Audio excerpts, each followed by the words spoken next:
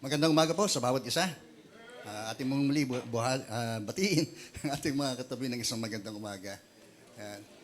At kung siya'y hindi pa natin kakilala, tayo po'y magpakilala.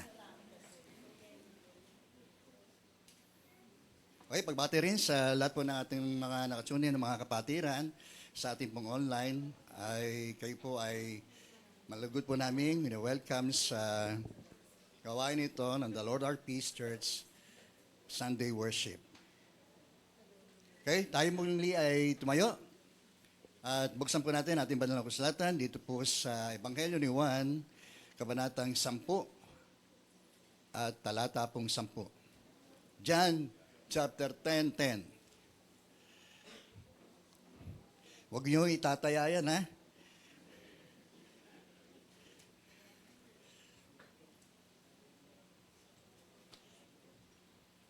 Kaya kung naroon po kayo ay lamang sundan, aking pong babasahin ang sinasabi ng salita ng Diyos. Dumarating ang magnanakaw para lamang magnakaw, pumatay at manira. Naparito ako upang ang tupa ay magkaroon ng buhay, buhay na masaganang lubos. Kaya tayo po ay dumako muli sa panalangin. Muli kami po ay nagpapasalamat sa kaloob niyang buhay namin sa mga oras pong ito, aming Ama. At nagagala kami na minsan pa kami po ay dinakong muli sa lugar na ito upang kami po ay sumamba sa iyo sa Espiritu at katotohanan. At nawa, Panginoon, ay maging karapat-dapat na nawa kami sa iyo sa mga sandali pong ito. At kung meron man po kaming bahidungit at kasalanan, kami po ay humihingi ng tawad sa iyo. At ayaw mo na masumpungan po ninyong nagtatapat ang aming mga puso sa mga sandali pong ito, habang amin din pinapakinggan ng iyong tinig sa magitan ng iyong mga salitang ito, Panginoon. Bas-basan po niyo ito, Panginoon, at upang ito ay tumimo, Panginoon, sa aming mga puso at buhay, at magkaroon ito, Panginoon, ng inaasahan po ninyong bunga sa amin, Panginoon. Salamat po. Ayaw mo ang iyong banal na Espiritu ang siyang patuloy na mangusap at mag-convict sa amin at patuloy na mag-akisanin tungo sa mas malalim na diwa ng aming pong pagkakilala sa iyo, Panginoon, at ang aming pong pagsamba sa mga sandali pong ito. Ito po, minsan pang aming panalangin, kalakip Lord ng aming pasalamat, sa ngalan po ni Jesus na aming Panginoon at aming pong tagapagligtas. Amen, amen. Sige po, tayo po'y makakaupong muli. Nais ko pong magandang mensahe po ng Diyos sa umaga pong ito, abundant living. Sabihin nga po natin, abundant living. Ang mga pangungusap din ito ay nanggaling mismo sa ating Panginoong Kristo, na kanyang i-claim din naman na siya ang mabuting pastol at siya ang pintuan. No? At meron din siyang binanggit ukol doon sa layunin ng magnanakaw na ito na walang iba kundi si Satanas, ang diablo rin na siyang tinutukoy ng Biblia, na wala siyang hangad kundi magnakaw at manlinlang at pumatay. No? Subalit, salamat sapagkat ito ang nilika ng ating Panginoon sa Kristo na siya ay naparito upang ang tupay magkaroon ng buhay, hindi lamang isang pangkaraniwang buhay, kundi isang buhay na ganap at masaganang buhay. Purihin po ang Panginoon. Amen. When it comes to abundant, no, hindi ito tumutukoy lamang sa material o sa pisikal na aspeto ng buhay. No? Ang binabanggit po rito, when it comes to abundant living, may dalawang implication po ang binabanggit po ng banal na kasulatan. Una, ay yung pong patungkol sa eternal, no? At hindi po worldly, no? Okay, number 1, ano nga po ba ang ibig sabihin ng abundant life? So, ang nais-imply nito, number 1, ay yung pong patungkol sa eternal. At tayo po, no, bilang mga mananampalataya, ay nakapako ang atin hong pananampalataya doon sa tinapos na gawa ni Kristo doon po sa krus, na siya rin nagkaloob sa atin ng buhay na walang hanggan. So isa sa mga implication nito pong abundant life na ito ay yung patungkol sa ating eternal life. Amen. Gaya na yung sinasabi ng Diyos, no, na binibigyan niya tayo ng buhay na walang hanggan. Ito yung sa pamagitan ng ating hong Panginoong Jesucristo. Pangalawa, nais i-explain nito ay patungkol sa spiritual. Uh,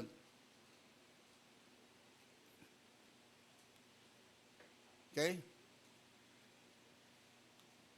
So, pangalawa, nais i-explain itong abundant life na ito ay patungkol sa spiritual, no? Hindi ho material, hindi ho physical, kundi spiritual. So nilalayan ho ng Diyos na itong ating ugnayan natin sa ating Panginoong Jesucristo, matapos na tayo po'y mabuhay sa ganang ating mga espiritu, ay atin hong ipagpatuloy, no? So abundant living ay isang journey yan, no? Proseso ng ating paglalakbay patungo tungo sa ating pong hangganan. Kaya ngayon sinabi ni Paul, I press towards the goal. Di ba? Siya ay nagpupursigi upang makamtan ang layunin ng Diyos sa kanyang buhay. So sa buhay spiritual, it is our duty, no, na i-maintain ang ating fruitful life. No? So ito ay hindi madali. No? Kaya nga mahalaga na i-practice din natin yung tinatawag po nating self-care. Sabi nga po natin, self-care. No, kalakip din ng atin hong pagmamalasakit sa ganang ating sarili ay yung atin hong pagdidisiplina sa atin hong mga sarili. Okay? Kaya nga si Paul, nang sinasabi niya roon sa 1 Corinthians chapter 9, no, na siya hindi sumusuntok sa hangin. Ibig sabihin, siya ay seryoso ang kanyang ginagawang pagtakbo sa buhay pananampalataya. So dapat din nating seryosohin ang ating pagtahak sa buhay pananampalataya, pagtahak sa buhay na ganap at kasiyasiya. So it is our duty, no, na maintain natin ito pong fruitful o mabungang buhay na ito. So sa pamagitan din ng atin hong pagmamalasakit sa ganang ating sarili, kalakip dito yung pagdidisiplina natin o pagsusupil sa ganang ating mga likas na pagkatao. Sapagkat alam natin, no, bagamat tayo po yung mga naging mananampalataya, yung likas ng ating pagkatao bilang isang makasalanan ay naroon pa rin ho yan. Kaya personally, tayo po'y tiyak na magkakaroon po tayo ng struggle doon sa ating panloob na pagkatao.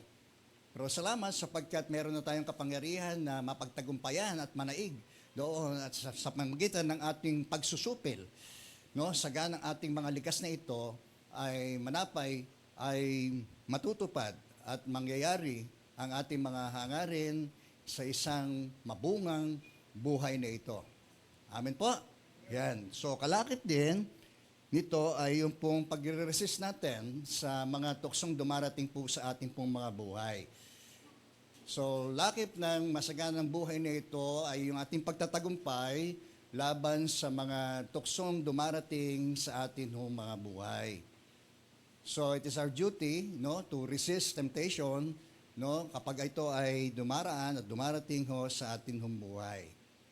Amen. So, dapat din tayo ay umiwas sa mga ganitong uri na mabibigat na mga tuksong darating po sa atin.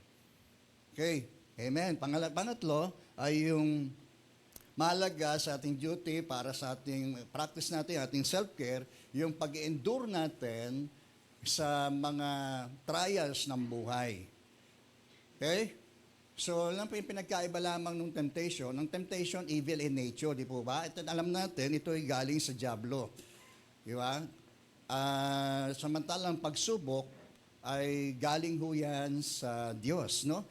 And it is good in nature, di po ba? Sapagkat ang sinusubok nito ay yung atin hong mga pananampalataya sa Diyos. Amen, no?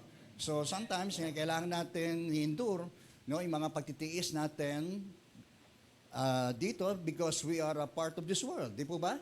Yamang tayo po ay bahagi ng sanlibutan ito na somehow kahit tayo mga anak ng Diyos ay dumaranas tayo ng mga pagtitiis, no, dito sa buhay sa mundong ito. At the other side, it is because we are a part of Christ. Di po ba?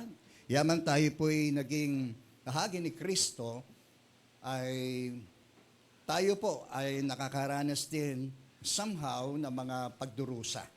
No? Kaya nga sinasabi ni Jesus, no, kung kayo'y sa sanlibutan, ay ibigin kayo nito. Pero yaman kayo hindi sa sanlibutan, ito'y napopuot sa inyo. No? At lagi niyang pinapaalala, kung ito'y napopuot sa inyo, no, alalahanin niyong ito'y napuot na higit sa kanyang pagdating. Okay? Purihin po ang Panginoon. Amen? So, paano natin? The next question is how natin ma-maintain itong fruitful living na ito na ipinangako ng Diyos sa magitan ng ating Panginoong Jesucristo. Okay, so mahalaga na matuto tayo sa halimbawang ipinakita ho ng ating Panginoong Jesucristo nung siya po ay nagmi-ministeryo dito sa lupa.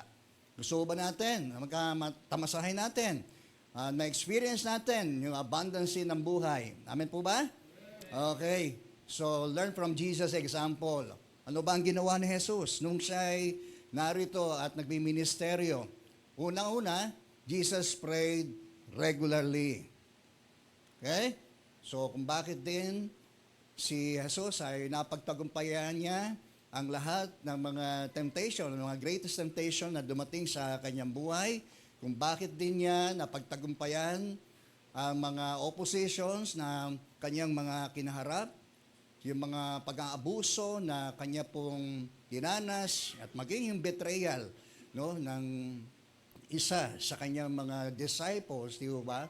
At yung pagkakaila, di ba? Ng isa rin sa kanyang inner circle disciple ay nagawa niyang pagtagumpayan ang lahat ng ito. Amen. So, yung lahat ng pagtitiis ay wala sa kalingkingan ng tinais ni Jesus nung siya ay mamatay sa krus. Okay? Amen. So, i-endure natin, ang ating mga pagsubok sa buhay, At mangyayari lamang 'yan kung tayo po ay laging babad. Amen. Sa pananalangin natin sa Diyos. Amen. So, Jesus prayed regularly, Isip to it na hindi niya nakakalimutan bago siya gumawa ng anumang mga bagay ay tinitiyak ni Jesus na siya po ay nakapapanalangin. Amen. Mark chapter 1 verse 35. So sabi roon, madaling araw pa, si Jesus ay bumabangon at siya po ay nakikipagniig at nananalangin sa kanyang Ama. Purihin po ang Panginoon. Amen. So one of the ating spiritual exercise ay ito pong ating prayer life. Yang ating pananalangin sa Diyos, napakahalaga po niyan. Kung paano tayo ay nakikipag-usap at nakikipag-communicate sa atin ng mga ugnayang mga tao ay mahalaga rin. Yung ugnayan natin sa Diyos ay busugin natin ng ating pakikipag-usap sa Kanya sa magitan ng panalangin. Bago tayo magdesisyon, bago tayo gumawa sa bawat araw ng ating buhay, situate na tayo po ay tiyak na makapanalangin sa ating Ama. Amen. It is through our prayer. We have access, di po ba? Yan ang isang napakaganda, Through Him, we have access to the Father.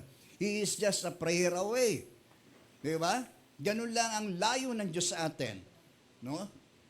Sa magitan ng ating panalangin, tayo po ay nakakapag-konekta sa Diyos sa magitan ng panalangin po natin.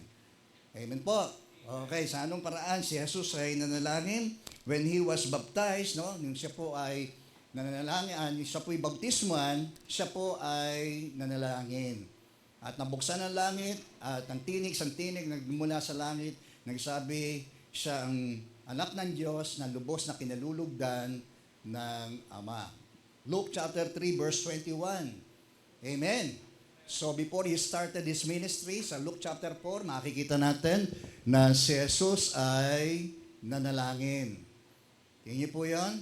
So gayon din, ay sundan natin ang kanyang magandang halimbawa na ito sa gayon, na talagang kahit overwhelming, yung pong demand ng ministry, di po ba? Minsan ay nagagawa pa rin yan na mapagtagumpayan ang lahat ng ito dahil siya ay puspos ng kapangyarihan ng Diyos. Amen? Kahit yung greatest temptation na dumating sa kanya, napagtagumpayan niya. At yung greatest, um, enduring, no, na ginawa ho niya doon sa krus ay kanya ho itong napagtagumpayan. Kahit na nga po yung the greatest enemy of man, ano yun? Which is death, di po ba? Napagtagumpayan niya ang kamatayan. Kaya tayo rin, no, ay sadyang mga pananagumpay sa lahat ng ating buhay, maranasan natin yung ganap at masaganang buhay na yon sa ating paglalakbay, pagtakbo sa buhay pananampalataya. Okay? Amen. And before choosing His disciples, di po ba? Kasi nakita niya yung effectiveness, no, na pagka siya may kasama, ay mas magiging magaan, madali, no, at mabilis, no, ang magiging pagmiministeryo niya at pagmimisyon kung siya po ay meron pong kasama. Kaya po siya ay namili ng kanyang makakasama. Okay? From the selection to association, di po ba? Siya po ay namili at pagkatapos ay siya po ay nakasilamuha dito sa kanyang mga chosen disciples na ito na kanyang pinili, and then hanggang siya ay turuan niya ang mga ito, hubugin niya sa loob ng mga taon, ng mga 3 taon ng kanyang pagbiministeryo, at later on, sila na ang gagawa ng anumang kanyang mga itinuro sa mga darating. At ngayon, nagkaroon ng katuparan yun. Pero bakit nagkaroon ng katuparan yun? Kasi from the start, si Jesus ay nanalangin. Amen po. Even in the process, no, ng kanyang pakikisalamuha sa kanyang mga disciples, di po ba, kahit doon sa John chapter 17, patuloy niyang idinadalangin ito sa Diyos. Di po ba? Na sila ay magkaroon ng kaisahan, pagkakaisa. Di po ba? Talaga namang napakahirap, no, makitungo sa iba't ibang klase ng tao. Tingnan mo ang katabi mo. Yan. Sabi mo sa kanya, iba ka. Iba rin ako. Di ba?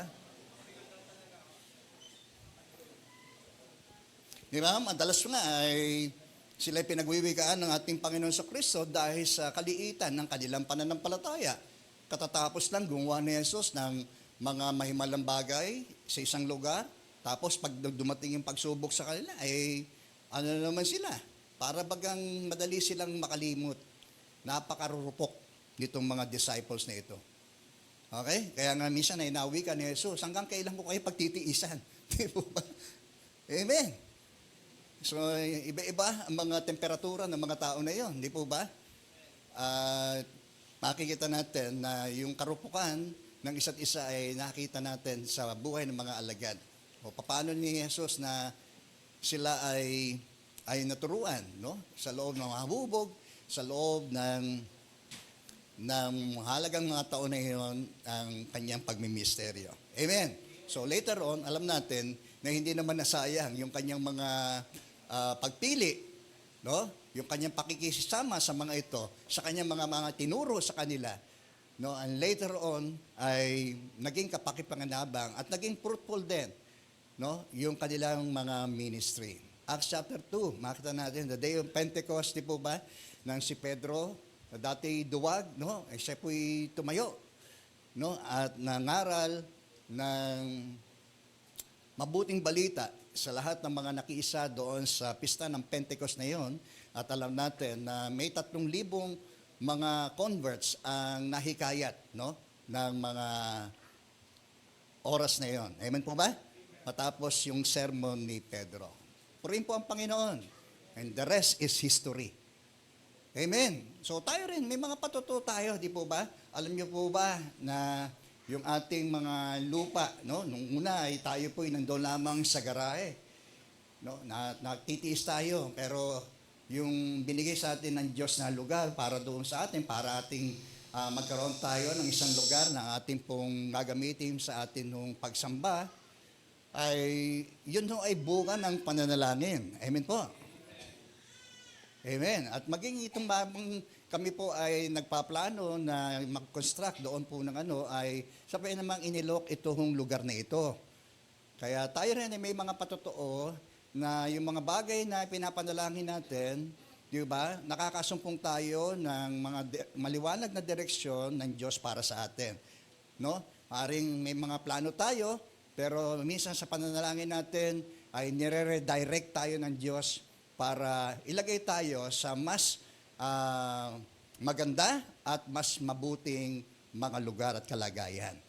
Purihin po ang Panginoon. Amen. So, purihin po ang Panginoon sa lahat ng ito. At din sa mga manggagawa natin, may mga nagtatanim, may mga nagdidilig, pero ang Diyos pa rin ang nagpapatubo at nagpapalago. So, the rest is history, di po ba? Makita natin, yung marahil doon lamang nagsimula sa Jerusalem and later on sa ating makabagong kapanahunan at patuloy pang nagkakaroon at umuusbong ang mga mabubunghang mga iglesyang ito dahil sa pananalangin. Okay? Amen. So, pangalawa, nakita natin, Jesus practiced solitude. Di po ba? Napakahalaga nito pong ginawa ng ating Panginoon Kristo rito sa kabila ng demand ng ministry, di po ba, ay nagagawa pa rin niyang sumalasi at makipagniig ng sarilinan sa kanyang Ama. Amen. So, di natin higit na na-experience, no? Yung sinasabi nga yung benepisyo nito pong solitude na ito, yung sinasabi sa Matthew chapter 6 verse 5 to 6, no? Na ituro ni Jesus patungkol sa pananalangin, no? Silang tutulad doon sa mga mapagpaimbabaw. No? Ginagamit nila ang reliyon para sa kanilang mga layuning pansarili, no? At yung kanilang pagiging ipokrito. Sabi nga po natin, ipokrito. So may damit sila, may anyo sila ng religiosity, pero bulok, no? Ang mga puso nito dahil sa kanilang mga layunin. Okay? So sabi ni Jesus, huwag kayong tutulad sa kanila. Okay? Kaya kung sila'y nanalangin, mahilig silang manalangin ng patayo sa mga sinagoga, sa mga panulukang daan, no? Upang sila ho ay mapansin ng tao. Okay? Amen po. So sa anumang mga bagay, gawain mo natin, ay wag din naman tayong tumulad doon sa mga ganong klase ng tao na ang layon ay para makita tayo ng tao. Amen po ba? Okay? Kaya tayo, bago tayo pumunta ng lugar na ito, ay dapat sinisiyasat natin yung ating mga sarili. Ba't ba ako pupunta sa The Lord Our Peace Church? Di po ba? Lagi nating sisiyasatin yung ating mga layunin kung bakit tayo tumutungo o ginagawa natin ang isang bagay na may kinalaman sa ating buhay spiritual. Purihin po ang Panginoon. Amen. Kaya sabi niya, kung ikaw ay mananalangin, ikaw, personal. Meron tayong mga tinatawag na personal prayer. Di po ba? Meron tayong tinatawag na partnership prayer. Meron kang kapartner. Maaari kayong mag-asawa. Maaari kayong magkapatid. Okay? So, ating kapatid ay pwede nating maging partners in prayer. Meron naman tayong tinatawag na corporate prayer. Amen po? Hello, ibig sabihin, sama-sama tayo sa ating panalangin. And when we pray, di po ba, doon tayo humihiling ng ating mga petisyon, ang ating mga request sa Diyos, ang ating mga general prayers, ang ating mga personal prayers, di po ba? So anything goes na makita natin kapag tayo ho ay buhay na buhay, no? Kapag tayo ho ay nananalangin sa Diyos. Amen? So sabi, kung kayo mananalangin, huwag yung paulit-ulit. Di ba? Para kayong mga sirang plaka, para kayong pangaparot, na paulit-ulit ang sinasabi. Okay? So, ano ang benepisyo ng solitude, ng pag-iisa natin, tayo at ang Diyos, no? Sa panahon ng ating panalangin, it brings reward. Amen? Kaya ikaw, kapag nananalangin ka, no, pumasok ka sa iyong silid, at saka ka manalangin sa iyong amang hindi mo nakikita. At ang iyong amang nakakita ng iyong mabuting layunin, ang magbibigay sa iyo ng gantimpala. Okay? When we pray, very rewarding ho yan. Amen po ba? Yun lang makasama mo. Ang Diyos na nagmahal sa iyo. Amen? Na nagkaloob ng kanyang buhay alang-alang sa atin. No? Ano na ho yun eh? reward na yun. The peace, the joy, in His presence there is peace, in His presence there is joy. Amen? And that's the reward. Di po ba? That's a spiritual reward natin sa ating Panginoon kapag tayo po ay nagkaroon ng ganung uri ng pananalangin at solitude prayer, tayo at ang Diyos. Okay? So ano pa ang benepisyo nito? Nagkakaroon tayo ng pagpapanibagong sigla sa ating, hindi lamang ating spiritual, kundi gayon din ang ating physical strength. Di po ba? So Isaiah chapter 40 verse 31, sabi, no, yung mga mahihina ay kanya pong pinalalakas, tulad ng sa agila, sila lilipad, ngunit hindi sila mapapagod. Amen? So yun, isang bagay na nare-restore yung atin ng mga kahinaan ay sa pamamagitan din ng ating pakikipag-ugnayang ito, nag-iisa sa ating Ama sa Langit. Okay? Amen. So, renewal of our physical and spiritual strength. So, si Jesus, kaya siya nagtagumpay, di po ba? Mamaya, anin natin yun na ukol doon sa kanyang pagpapahinga. So, ano pa? Nakareceive tayo sa panahon nito yung divine guidance. Di po ba? Kapag tayo ay nananalangin, minsan nire-redirect tayo ng Diyos di po ba? May mga bagay na katulad nung nangyari kina Paul, di po ba? Ang pananalangin naman, hindi naman yung lagi tayong di po ba? Minsan kahit na tayo may mga ginagawa, we can pray. Amen. Nung sila ay pabagtas sa isang misyonaryong paglalakbay ni Silas, no? Sila ay sinansala ng Espiritu Santo na huwag silang pumunta sa direksyon na iyon. At sila ay pinag-ibay na ito ng direksyon hanggang sila ay mapunta roon sa lugar ng Pilipos. Sapagkat doon ay may naghihintay na kaluluwa para maligtas. Ano po yun? Sino po yun? Yung Philippian jailer. Amen po? At nung kanyang sambahayan. Acts chapter 16, mabasa natin yon. Di ba? Kung bakit doon sila niredirect ng Panginoon dahil sensitibo sila sa tinig ng Diyos. Amen po ba? So sa ating pananalangin din, dito natin napapakinggan din. It's a two-way communication. Hindi lang tayo ang nakikipag-usap sa Diyos, amen? Kundi ang Diyos din naman ay hinahayaan nating mangusap sa atin. Kaya nga, mahalaga yung panahon ng pagtahimik para makita natin kung ano yung sinasabi ng Diyos sa atin at naisabihin ng Diyos sa atin sa ating mga puso at isip. Okay? So, divine guidance na yun. Kaya sila yung naging sensitibo doon sa tinig ng Diyos na yun sa pamagitan ng Espiritu Santo. Amen. At alam natin, we have the Holy Spirit. Amen po ba? Na siyang nagmi-minister sa atin. Nagko-convict sa atin kapag meron tayong mga nagawang mga mali. Kung noon, tayo po pinangalan ng ating mga konsensya. Di po ba? Pero ngayon, mismo, ang Diyos magitan ng Espiritu Santo ang nangungusap sa atin. Bago pa man tayo na nagbabalak o nag-iisip ng masama sapagkat siya ang nakatatalos ng ating mga iniisip at binabalak. Okay? So, one of the work of the Holy Spirit ay i-convict tayo. Sasabihin niya ito kung ano yung mali, kung ano yung kasalanan, at kung ano yung matuwid. Amen. And it is our prayer, sa solitude natin prayer, we receive the divine guidance of our Lord. Palakpakan muna natin ang Panginoon. Glory be to God. So, tingnan natin mga benepisyo na ito na kapag tayo ay nakikipagniig. No, napalalakas tayo muli, nare-recharge tayo. Kasi minsan nalolobat din tayo Di ba? And through prayer, solitude, no, nare-recharge tayo, nare-renew.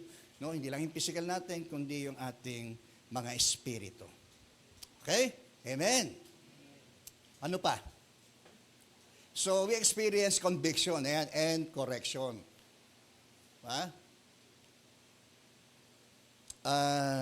Dito na tayo na dinidil ng Diyos mostly kapag tayo ay nagsosolo na nakikipag-ugnay sa Kanya. No? Dito tayo lubusan na pangungusapan ng Diyos ukol sa ating marahil na ilingid sa atin, di tayo natin alam kung masama yung nagagawa natin, yung mga motibo natin, layunin sa bawat atin ng mga ginagawa. So, dito natin, nasusumpungan yung conviction na yun. Pag sinabi ng conviction, yung pagtayo natin sa tama. Conviction means, yun din yung pagsasalan ng Diyos atin sa atin hong mga nagagawang mga mali. Okay? Amen. Dito rin, ang paraan ng Diyos para tayo'y kanyang ituwid. Okay? At mahalaga, nagkakaroon tayo ng isang puso na maturuin, no? At marunong patuwid, no? Sa Diyos. No? At nasusumpungan natin yung pagpapakumbabaho natin sa Kanya. Okay? And last, no? Na benefits ng solitude ay we can enjoy, especially the presence of God. Amen. Philippians chapter 4, verse 6 to 7. No, huwag tayo mabalisa sa anumang bagay, kundi sa halip, no? Manalangin tayo sa Diyos nang may pagpapasalamat at ang di malirip na kapayapaan ng Diyos ang sa ating puso at isip. Tingnan niyo yan, bakit napoporpit minsan yung kapayapaan na nais na available para sa atin? At napupuno tayo ng mga intendicities at mga kabalisahan. Di ba? Yun ang pumupuno sa ating isip. Kaya tayo ay balisa at sa maraming mga intindihin. Pero in the presence of God, amen. In our solitude with God, di po ba? We enjoy His presence. Because in His presence, there is peace. In His presence, there is joy. Amen? Merong kagalakan sa presensya ng Diyos. Amen po ba? Never na hindi ho kayang ibigay ng katabi mo, ng asawa mo, ng pinakamamahal mo, ng jowa mo, kundi ang Panginoon lang. Amen! Glory be to God. Amen. So, palakpakan muna natin si Lord, okay? Okay, pangatlo. Ginawa na Jesus, no? Jesus knew how to rest. No? So, hindi naman kasalanan yung magpahinga. Amen po? Okay, dito. Isang kaso na nangyari dito ay si Jesus ay habang kasama niya ang kanyang mga disciples, no?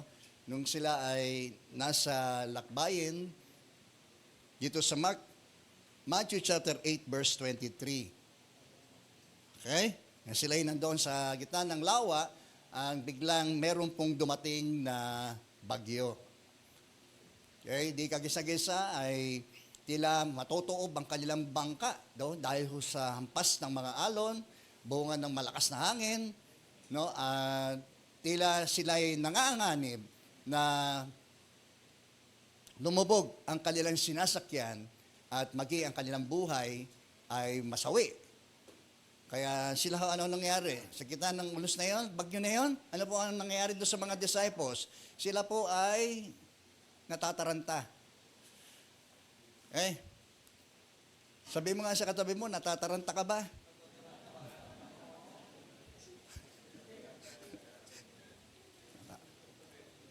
Well, pagka death-defying, no, yung mga experience natin, di po ba?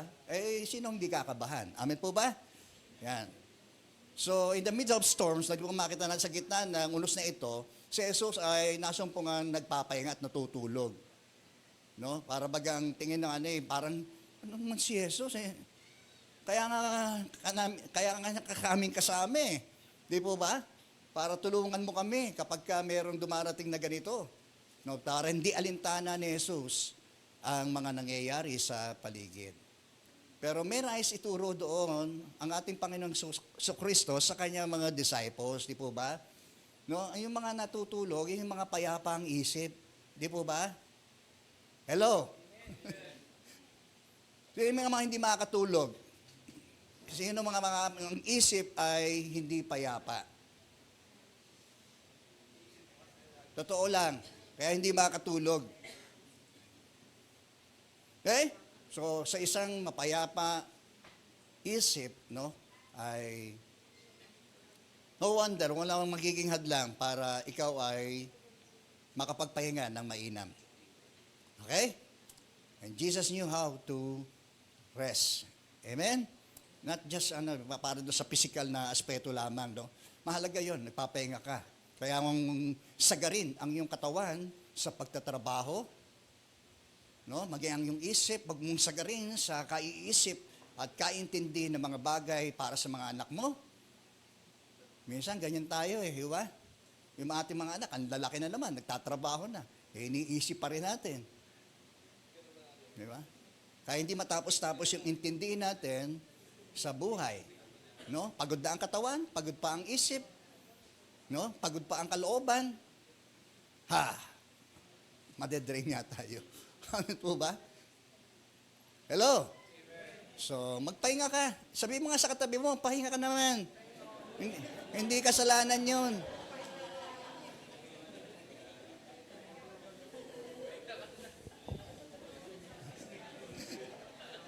Hindi naman yung magpahinga ng tuluyan, ho? Para baga mamatay ka na, para magpahinga ka na. Okay. Amen. So, tulad ni Jesus, no? Mahalaga na, alam din natin, yung halaga ng pagpapahinga. Okay? Amen. May isang nagpayo nga sa akin sa kababaihan, Pastor, pagpahinga naman kayo.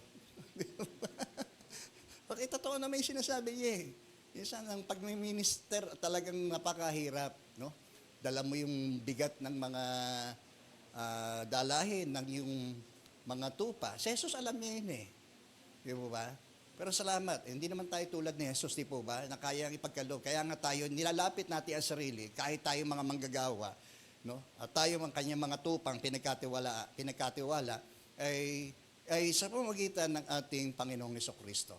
Natin masusumpungan yung tunay na ganap at kasiyasiyang buhay. Amen? Okay? Purihin po ang Panginoon. So, pang-apat, okay, Jesus expressed His emotions. Di po ba? Minsan, kapag hindi rin ating nai-release, no, yung mga bitterness natin sa ating mga kalooban, yung ating mga hatred, yung ating mga galit sa puso natin, yung mga negative emotions na kung madalas, kapag ito ay naiipon, no, kapag sumabog po yon ay malaking disgrasya ho. Very destructive, no? Kapag hindi nailalabas yung ganong uri ng emosyon. Amen po ba? Negative emotions. Amen po? So, si Jesus, no, alam niya, no, na maraming mga bagay na pwedeng nagpagalit ho sa kanya. Dito makikita natin kung si Jesus ay nagpamalas, no? In-express niya yung kanyang mga emotion. So, bilang isang tao, alalahanin natin si Jesus ay hindi lamang isang kabuang Diyos. Amen po ba? Siya po ay isa full. Ibig sabihin kabuang tao. He's a full man. Amen. So, naranasan niya, no, na masaktan. Amen. Mahirapan, mauhaw, magutom. So, he expressed, no, nakita natin, isa sa mga ginawa po niya nung mamatay si Lazarus, ano ang ginawa niya? Umiyak siya. Tama po? Kapatid, iyak mo yan. Okay lang yun. Miski lalaki ka, iyak mo. Hindi namang kababaan ng pagkalalaki yan Di ba?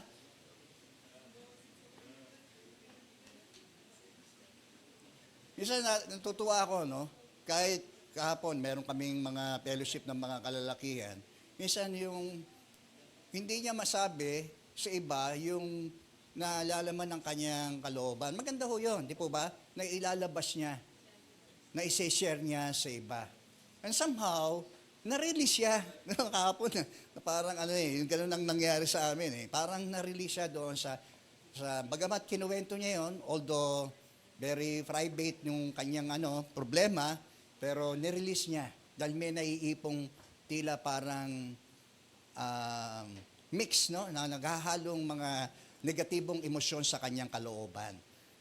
So, natuwa ako dahil nagbigay siya ng tiwala sa atin para mapakinggan natin yung kanyang mga hinaing. Okay? Amen po? Yan. So, ganun din naman no? So, si Jesus, no, pinakita niya na yung kanyang matinding kalungkutan nung mamatay yung kanyang kaibigang si Lazaro. No. Sa iba nga talagang ano yun eh. ah, Sinasabi rin ng mga professional, no, na mahalaga yung inire-release mo, nilalabas mo ang yung emosyon. Okay? Amen. Sa TV, may naman akong napanood doon na tungkol sa isang cafe na kung saan magbabayad ka ng ganitong halaga, 290 yata, no? Sabi nung may-ari nung cafe.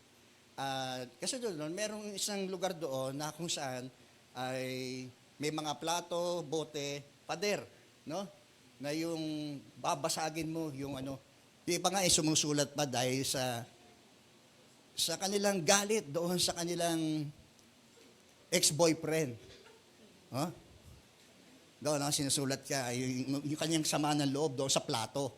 Tapos, ito ibabalibag doon sa pader. Oh, para ma-release somehow yung tensyon naroon sa kanilang kalooban. Amen. Diyan pa ho tayo? Kasi iba pinapayo yan, mga professional, pinapayo yan. Okay?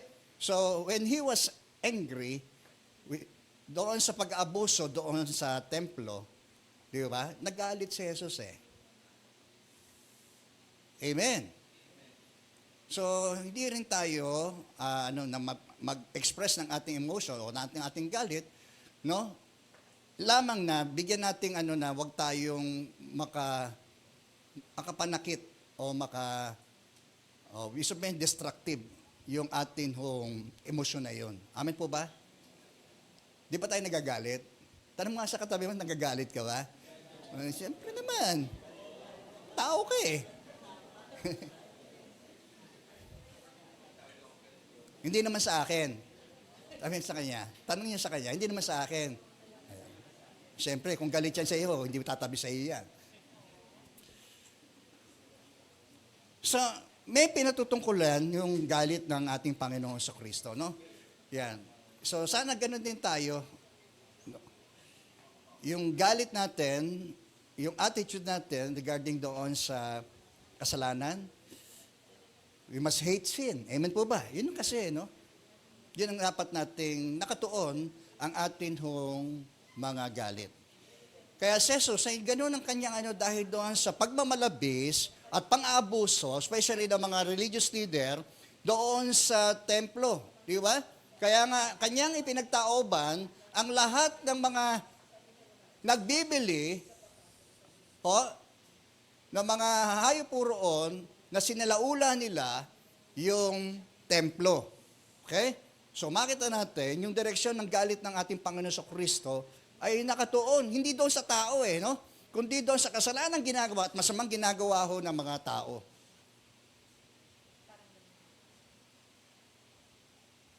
So dapat ganun din ang pag-aasal natin with regards doon sa expression ng ating galit. Yan man ay sa iyong anak, sa iyong asawa, sa iyong kapatid, no? Dapat merong ganun na pinatutunguhan o pinupuntong galit natin, hindi doon sa tao, kundi doon sa masamang marahi ginagawa ng tao. Okay? Amen. So, ano pa?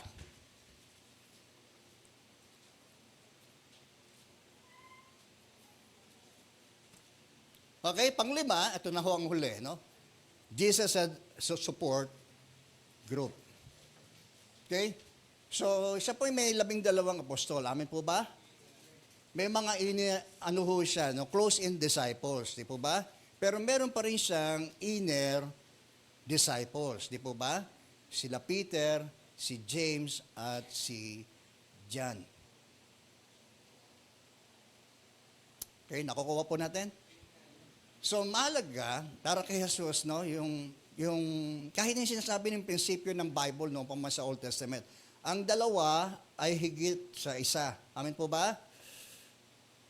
Pwede nating sabihin din, although hindi naman natin dapat maging matibay na batayan yon when it comes to spirituality, no? Yung there is strength in numbers, di po ba? Totoo naman yon. Sa makalupang ay meron ho yun. Amen po ba? Merong kapangyarihan, kalakasan sa nakararami. O nga ho, yung sinasabi ang dalawa ay higit na mabuti kaysa sa isa. Mas nagiging produktibo, mabunga ang gawain, no, kapag ikaw ay meron pong kasama. Okay? Ang nagagawa ng isa kung ang dalawa ay higit kaysa doon sa nagagawa ng nag-iisa. Kahit nung saan yung sinasabi ni John Donne, di ba? No man is an island. Kaya huwag nating i-isolate yung ating mga sarili. Hindi ka mabubuhay sa sarili mo lang. Di ba? Hello? Hindi tayo mabubuhay sa ganang ating sarili lamang.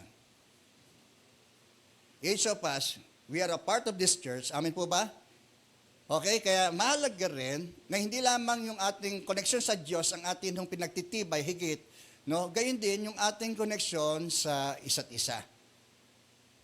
Okay? Amin po. Dito papasok yung tinatawag na assimilation Di po ba? Kapag tayo ay sama-sama na nagkakaisa, no, walang bagay na hindi natin kayang pagtagumpayan. Ano man ang threat na nakaabang sa atin. Check. Kung sa panahon ng mga nagdaan, hindi tayo pinabayaan ng Diyos. Di ba? Gaano pa kaya ngayon? No? Marami ng panahong pinatunayan ng Diyos na hindi niya tayo pinabayaan. Kahit may mga threat sa atin, no, na pinagdaanan. Amen. Sa bawat yugto ng atin nung panahon, ng atin nung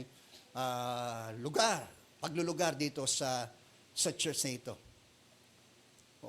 Kaya nga, noon sinasabi nila Joshua, di po ba? Kayang-kaya natin yun. Huwag tayo matakot doon sa mga taong mga naroon. Ang kailangan lang natin gawin, magtiwala tayo sa Diyos. Okay? And the rest will follow. Di po ba? Ganun lang yun Huwag tayong maano doon sa it's just a step of faith. Di po ba? Yun ang kailangan lang Humakbang tayo ng may pananampalataya sa Diyos. Na magagawa ng Diyos ang anumang bagay na nilalayo niya para sa atin. Regardless na kung ano man threat yan. Di ba? Kasi pagka yung threat ang tiningnan natin, hindi tayo makakausad. Kasi doon tayo nakapako Lagi tayong may mga restriction, lagi tayong may mga nilalagay na hangganan sa atin. Di ba? Para bagang kinakahon tayo doon na lamang. So sometimes, yun na lamang ating gawin. A simple trust, di ba? Sa Diyos na makagagawa ng higit kaysa sa ating kayang limiin at isipin.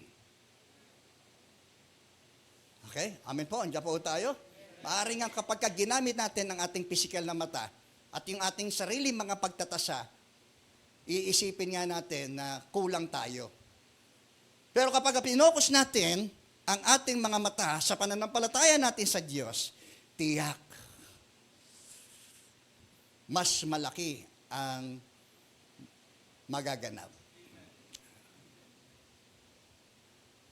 So, stay connected with God, Para makita natin, hindi tayo mabulag sa mga balakid at mga threat sa nakikita natin sa ating paligid. Na sa ating estimate na hindi natin kaya. Yan ang paraan ni Satanas para i-discourage tayo. Yung kagalakan na dapat ay natatamasa natin, ninanakaw niya yun. Yung pagtitiwala natin dapat sa Diyos, na dapat natin ibigay ng lubusan, binabatuhan niya tayo ng mga palaso ng pagdududa. Okay? Amen. Stay connected with God. Amen. And by faith, di ba, nalulugod ang Diyos sa mga taong may pananampalataya sa Kanya. At siya ang nagbibigay ng gantimpala sa lahat ng mga humahanap po sa Kanya. And stay connected with people of God. Amen. So, nais natin na yung ating buhay spiritual ay mga lago. Di po ba? Stay connected with the people of God. Makita natin, yung the early church, di po ba? Matapos po yung Feast of Pentecost, matapos yung conversion ng mga tao sa pananampalatayang Kristiyano, ay ang sabi roon, nanatili ang mga ito sa mga itinuturo ng mga apostol. Amen. So yun, mangyayari yun sapagkat ang mga lingkod ng Diyos na nagbiministeryo sa atin ay ginagamit na instrumento ng Diyos para tayo po ay gabayan, turuan, akayin sa mas malago at mabungang buhay pananampalataya. Okay? Amen po? Yan. So, mag-submit tayo sa kanila. Di ba? Sa pamamagitan, lalo na kung sila yung mga ginagamit sa pagtuturo ng salita ng Diyos, ay magtiwala tayo sa kanila na hindi nila tayo ililigaw. Amen po ba? Kasi, no, manapay, sila ay nakakatulong sa atin para tayo po ay lumago, no, sa pananampalataya. Kaya sabi rito sa Acts chapter 2, verse 42, dito na lang po ako magwawakas. Sila ay nagkasama-sama, kaya't ang mga niniwala at ipinangaral at nagpabautismo ay nadagdag sa mga alagad ng 3,000 katao ng araw na iyon. Acts chapter 2, verse 41, verse 42, inilaan nila ang kanilang mga sarili upang matuto sa mga apostol. Okay? Amen. So tayo, dito ay bahagi tayo ng isang pamilya, ng isang grupo, amen po ba? Na kung saan ay dito tayo huhubugin, doon sa ating napasimulang pananampalataya sa Diyos sa pamamagitan ng ating mga ministro. Okay? Amen. Ano pa? Sabi rito, magsama-sama bilang mga magkakapatid. Di po ba? Instruction of the apostles. Pangalawa, yung fellowship. Kaya mahalaga yung meron tayong ka-fellowship. Kaya nga stay connected eh. Di po ba? Manatili tayong konektado sa mga kapatiran. Amen po ba? So hindi madali yun. Amen po ba? Kasi iba-iba tayo ng mga pinanggalingan, iba-iba rin ating mga personalidad, ating mga values sa buhay, ating mga interest. Amen po ba? Pero when it comes sa spirituality, mahalaga, no, na meron tayong kasama, okay? Yung tinatawag po nating ating ka-fellowship. Kasi hindi rin tayo lalago kapag tayo nakahiwalay, naka-isolate po tayo. Amen po ba? So isang baga na ating pong hiniwalay sa nakaramihan ng mga baga, unti-unti ito po'y mamamatay. Amen po ba? Pero kung yan ay nandoon sa karamihan, ay tiyak na mananatili ang ningas po niyan. So gayon din, para sa atin. Amen po ba? Ang isang piraso ng tingting, iwalay mo doon sa isang big kiss, ay wala rin ganong mawawalis yan. Pero kung sila ay nakabigkis, kasama siya, sa mga nakabigkis, tiyak na marami silang mawawalis. Okay? Amen. Ano pa? Pagsama-sama bilang magkakapatid, magsalo-salo sa pagkain ng tinapay. The breaking of the bread. Mahalaga po yan. Para ang purpose ito ay lagi natin maalala ang ginawa ni Jesus sa buhay natin. Okay? Amen po? Ano pa? At pananalangin. Prayer. So, suportahan mo, no, ang iyong kapatid sa pananalangin. Okay? Magpakilala nga ho tayo. Sige po. Yan. Yung katabi nyo. Yan. Tingnan, hindi kayo magkakilala?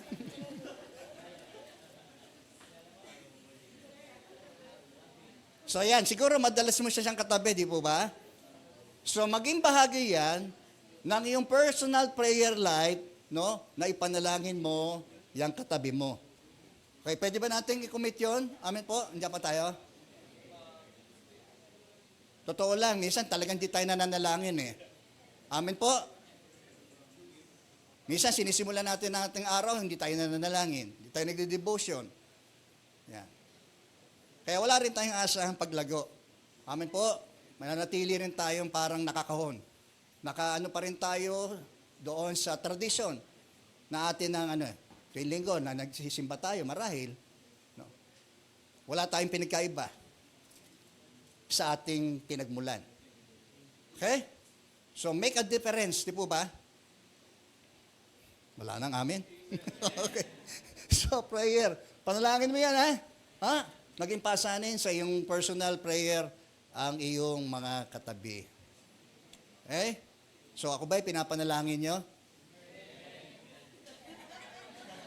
Pinakikinggan ko kung sino yung mga nag-aamin eh.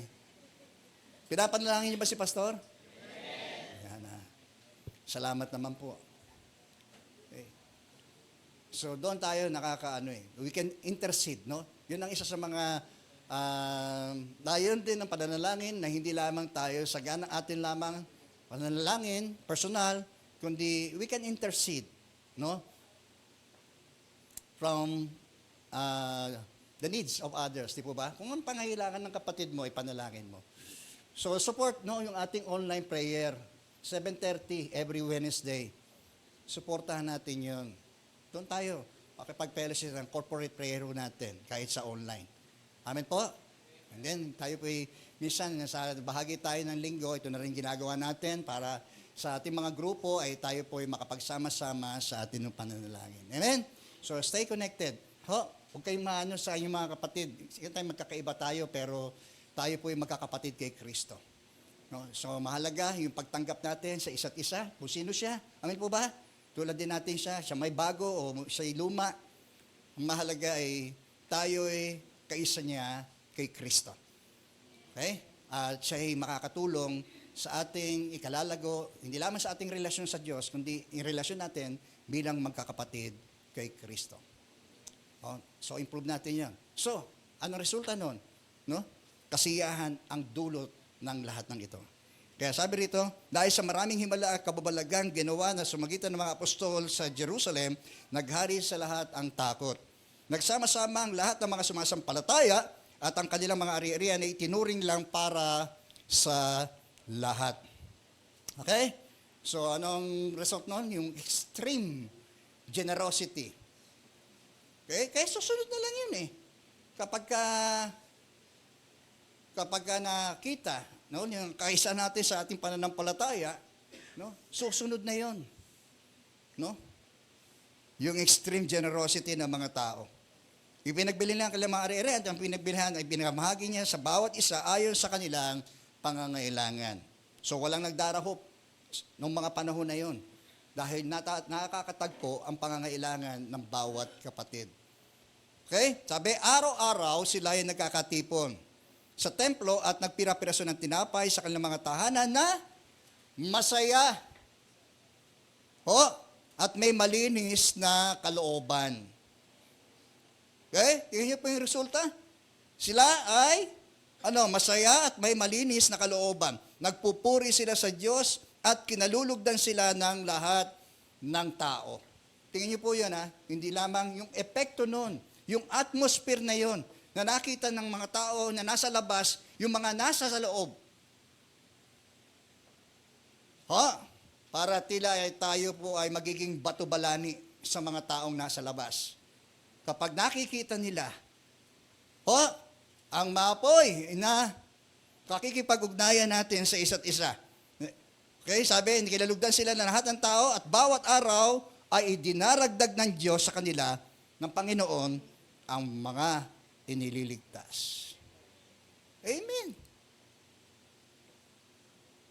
Amen. Okay. Tingnan niyo po yan. The rest will follow. No? Kapag we stay connected with God and we stay connected with people of God. Amen po? So, lagi natin i-welcome ang bawat isa po sa atin. Lagi natin i-welcome ang bawat isa po sa atin. Okay. Okay, tayo po yung manalangin. Ama, nagpapasalamat po kami sa iyong mga salita. Hayaan po nito'y patuloy na mangusap sa amin, umalis man kami ng lugar na ito, Panginoon. Ngunit sa mga sandaling ito, Panginoon, ano mang mensahe yung sinilid sa puso, isip at kalooban namin ngayon. Hayaan po ninyong ito'y aming sundin. Hakbangan namin, Panginoon, nang may pananampalataya. Sa kabila na maaring may mga balakid at banta, Panginoon, sapagkat ito ang iyong nilalayon sa amin upang magkaroon kami ng isang buhay na ganap at kasisiya, Panginoon. Akayin mo kami tungo sa landas na nais po ninyo, Panginoon. Habang kami sa sandali ng panalangin ito, Panginoon, ay makita namin ang aming mga abang sarili sa iyong banal na harapan at makita naman namin ang iyong kadakilaan, ang iyong kapangyarihan, ang iyong magagawa, Panginoon. Purihin ka, Panginoon. Purihin ka, Panginoon. Ikaw, kaibigan, maaari sa tanang iyong buhay, hindi mo alam pag kinuha ng Diyos ang iyong buhay, hindi mo alam kung saan ka tutungo. Ito ang sandali na ikaw ay maaaring magpasya, na maaaring mong gugulin ang iyong pangwalang hanggang buhay sa buhay na walang hanggan. Yan ang sinasabi ni Jesus. Nang sabihin niyang naparito siya upang bigyan tayo ng isang buhay na walang hanggan. Kung yan ang nais mo ngayong umaga, bakit hindi ka manalangin sa iyong kinalalagyan at sabihin mo ang panalangin ito, Panginoong Jesus, lumalapit po ako sa iyo bilang isang makasalanan. Patawarin mo po ako sa lahat ng aking mga nagawa. Pinagsisisihan ko po ang aking pong mga kasalanan. Panginoong Jesus, sumasampalataya ako na ikaw ay namatay upang ang aking mga kasalanan ay mabayaran. Gayon din, Panginoon, sumasampalataya ako na ikaw ay muling nabuhay mula sa mga patay upang ako'y magkaroon ng pag-asa sa buhay na walang hanggan. Tinatanggap kita, Panginoon, sa aking puso, Panginoon, bilang aking tagapagligtas at Panginoon ng aking buhay. Simula ngayon, Panginoon,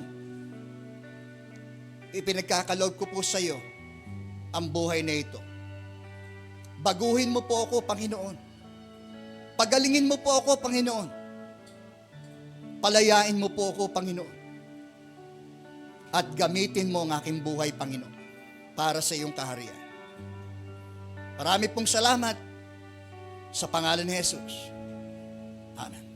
Kung ikaw nanalangin, ang simpleng panalangin yon, tanggapin mo ang pangako ng Diyos na sa lahat ng mga sumampalataya at nanalig sa Kanya ay pinagkalooban ng Diyos na Kanyang maging karapatan, maging Kanyang mga anak.